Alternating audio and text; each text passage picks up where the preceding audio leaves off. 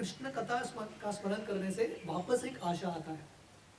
तब हनुमान जी देखते हैं, हालांकि सब बंदर डरे हुए हैं ये वल्चर से, और सब लोग तैयारी कर रहे हैं, इसके साथ झगड़ा करना है, अंगद सब।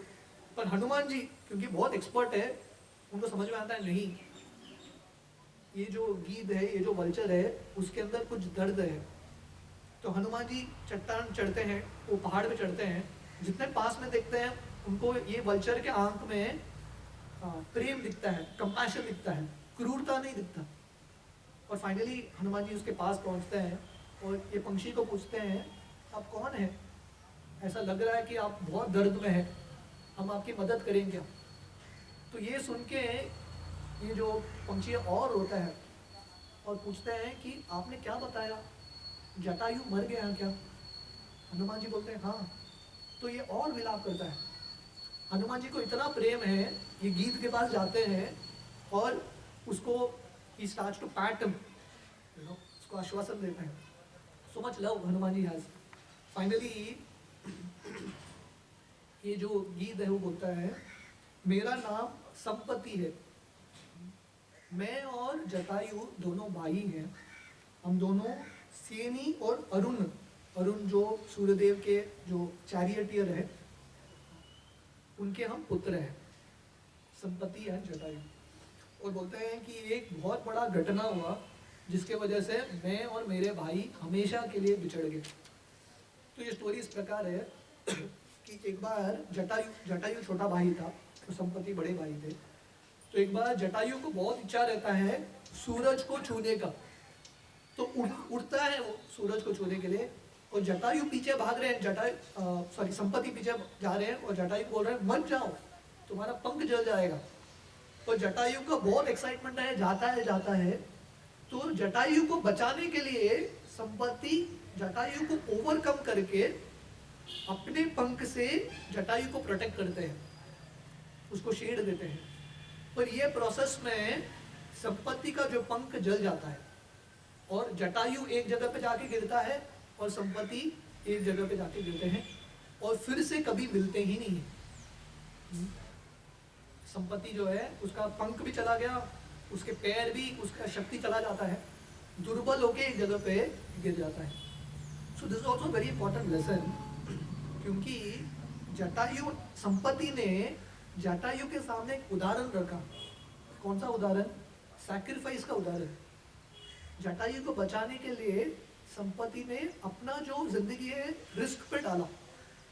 वो जो उदाहरण है जटायु के मन में बहुत गहराई से बैठ गया।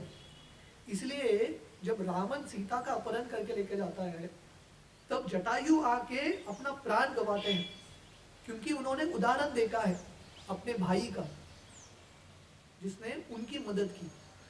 इसलिए ये उदाहरण सेट करना बहुत इंपॉर्टेंट है। Setting the right examples in front of others for parents. जब पुत्र बच्चे देखते हैं कि माता पिता बहुत सैक्रिफाइस कर रहे हैं दूसरों के लिए, तो उनके अंदर भी नेचुरली ये आता है। So the best teaching process is teaching by example. जैसे शिला प्रभुपाद, क्योंकि शिला प्रभुपाद के शिष्य देखते थे कि प्रभुपाद इतना सैक्रिफाइस कर रहे हैं, सोते ही नहीं थे, दिन भर सेवा कर रहे हैं 70 साल की उम्र में। तो शिष्यों को भी बहुत प्रेरणा आता था, मुझे भी सेवा करना है प्रभुपाद के। तो इस तरह से है संपाति उनकी दुख की कहानी बताते हैं और हनुमान जी को बताते हैं, मैं अपने भाई के लिए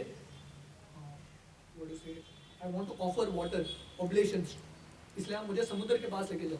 तो चट्टान पे खड़े हैं, पहाड़ पे खड़े हैं, तो सब बंदर आते हैं, जितने भी बंदर उठा के, क्योंकि चल भी नहीं सकता संपत्ति, उसको उठा के लेके समुद्र के पास लेके आते हैं और ऑब्लेशंस ऑफर करता है अपने भाई को। और संपत्ति बोलता है मेरा शक्ति इतना चला चुका है, मेरा जो पालन है, मेरे पुत्र शुपर्श्व वही मेरा पालन कर रहे हैं। मैं खा भी नहीं, मैं जो खाने का चीज है वो प्राप्त भी नहीं कर सकता। I am fully dependent on my son. और बोलते हैं कि 8000 साल पहले मुझे पता चल चुका था कि आप लोग आएंगे और मुझसे मिलेंगे। तो संपत्ति बहुत, he is very old vulture.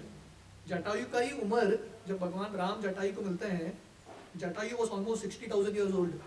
That was his age. वो very old vulture. तो संपत्ति इमेजिन करो, जटायु का बड़े भाई है, हाउ ओल्ड इल बी। तो उस समय संपत्ति बताते हैं बंदरों को 8,000, अभी मुझे याद आ रहा है 8,000 साल पहले निशुकर महर्षि ने मुझे बताया था आप लोग आएंगे और मैं आपका मदद करूंगा। तो ये बताते हैं कि जब मैं सूरज के किरणों से जल के नीचे गिरा, मैं निशुकर महर्षि के आश्रम के पास गिरा और कैसे तो बहुत कष्ट से उनके पास चला गया। और ये निशुकर महर्षि जो है उनके अंदर बहुत दया भावना था।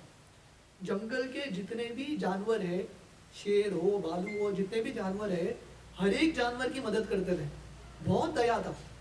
तो इतना प्रेम करते थे हर एक जानवर से कि जब वो पहाड़ से समुद्र की ओर स्नान करने के लिए जाते थे, ये सब जानवर उनके पीछे पीछे जाते थे, इतना प्रेम करते थे। जैसे शिष्य जाते हैं गुरु के पास, ये सब जानवर जाते थे।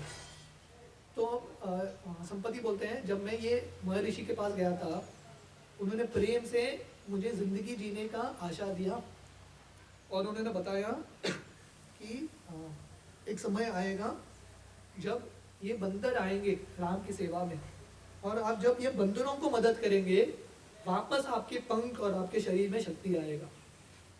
तो इसके बाद जब ये बोल रहे हैं उसी समय इनफैक्ट संपत्ति और एक इंटरेस्टिंग चीज बोलते हैं बहुत साल पहले एक राक्षस एक यक्ष स्त्री को लेके अपने विमान से जा रहा था इस तरफ समुद्र के साइड, समुद्र की ओर। उस समय मैंने, और ये यक्ष जो स्त्री है बहुत रो रही थी ये जो राक्षस से बाहर आने के लिए, तो मैंने इसके विमान को रोका और ये राक्षस के साथ झगड़ा किया। और ये जब राक्षस ने देखा मेरा शक्ति, उसने साथ मेरा समझौता किया उसने, और उसको बोला नेक्स्ट टाइम मैं जाऊंगा इस तरफ, मुझे रोको मत। ये राक्षस कौन था? रावण था। तो सीता के अपहरण के पहले, सीता का अपहरण रावण का फर्स्ट किडनैपिंग नहीं था, इसके पहले बहुत रिकॉर्ड रह चुका है उसका, lot of kidnapping is done. In fact जितने भी सुंदर स्त्रियां हैं सबको उठा के रावण लाता था लंका में। तब रावण चला गया।